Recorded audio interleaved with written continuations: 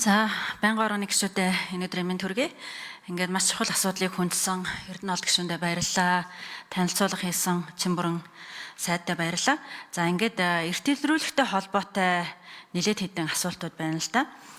За, эрт илрүүлгийг одоо 2025 оны байдлаар 8 сарын байдлаар бол 1.7 сая хүн буюу хүн амын 50.9 хүн хамрагсан гэж байна л да.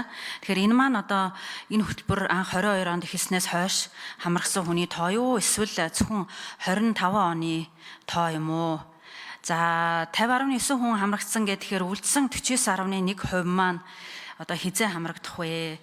Эсвэл одоо төсөв мөнгө хүрэхгүй байна уу? Эсвэл эх онуудад хамрагдах уу?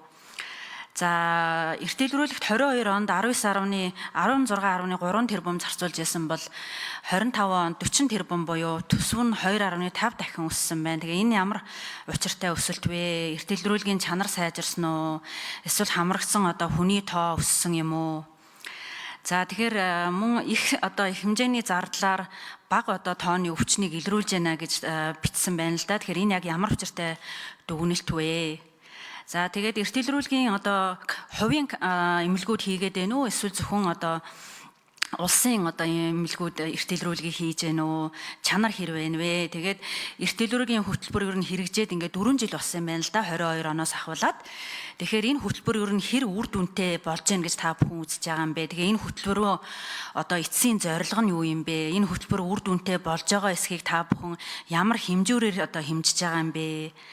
За, 26 оны төсөв дээр одоо энэ эрт илрүүлэгтээр ямар хэмжээний одоо төсөв мөнгө тусгагдсан байгаа вэ гэсэн ийм асуултуудыг асууя да. За, асуултанд Чимбүрэн сайд хариулна. За, их чухал асуулт асуулаа та. Эрт илрүүлэг нийт одоо өдий хүртэл 1.7 сая хүн үзлэгт оролцсон гэсэн үг. За, энийг би өөрөө их хурлын гишүүн багтаа санаачилж анх 60 тэрбум төгрөг тавиад тэгээд зарцуулт нь нэг таны сая хэлдгээр 19.3 тэрбум төгрөг зарцуулсан байсан. За, өнгөрсөн буюу энэ жил бид 40 тэрбум төгрөг зарцуулахаар тавиад сая энэ эрт илрүүлэг үйлчлэгийг хөгжлөөд явж байгаа. За, би түрүүн хэлсэн энэ оновчгүй.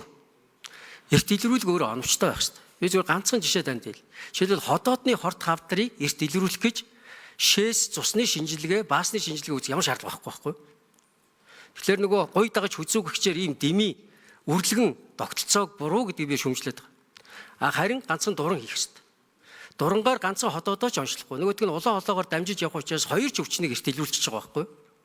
Тэгээд эрт илрүүлэх юм бол харин нөгөө хагалгаа ихгүйгээр дурангийнх нь аргаар нь састыг хуулж аваад эрт үедээ онцлогдсон хүн маргааш нь гэртээ зарим эмнэлгүүд нь тэр өдөрт нь гэрт нь гаргаад тэгээд 7 хоногийн дараа хэд ажиллаа хийгээл явж байгаа.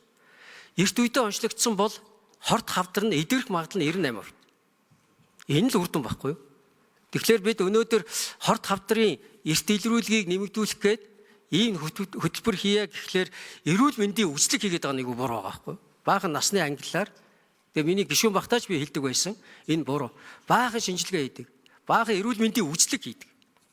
Бишээ. Бид хүний амь нас аврагч байгаа хүний өвхлөөс сэргийлж болох зүйлдээ зарцуулсан төгрөг болгоно өөрөө өгөөчтэй. Та зөв асууж байна. Гэхдээ ямар үр дүнд хүрэх юм? Хорт хавдрын өвчний эрт илрүүлэг дотор хамгийн сайн явж байгаа хөтөлбөр нь умаа үзэн хорт хавдар. Өнөөдөр одоо манай эмэгтэйчүүд илүү их тийм хариуцлагатай эрт илрүүлэгтэй хамрагддаг. Тэгсэн хэрнээ энэ ердөө нэг 50% л арайч юу гэж урж байгаа. Хамрагдаж байгаа хувь.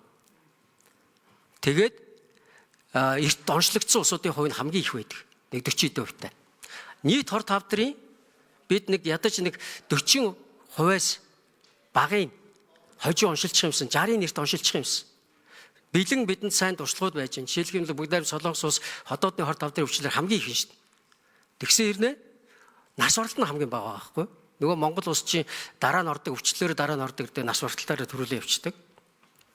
Аль болохоор төр болон хувийн хвшлэр хийх ёстой. Би нөгөө нэг ярьсан зүйл дээрээ л жишээ болгоо ярьчих. Жишээлбэл ходоодны эрт илрүүлгийн онцлогоо 60 мянган төгрөг байхлаар ариутгалын бодис нь 40 мянган төгрөг, эмч, совилогч, техникч тэгээд илэгдэл хоригдлоо тооцоглохоор энэ хаанч өрөхгүй. Тэгээд бити хийгээсэ гэсэн үн тавьчихж байгаа. Гэхдээ зөрөгтэй 160 мянга болгоч л доо. Хувийн хвшлэг нь хийл дээ. Гэр орноос нь дуудаад та 40 нас хүрсэн байна, таны хийлэх цаг чинь болсон байна хийл да.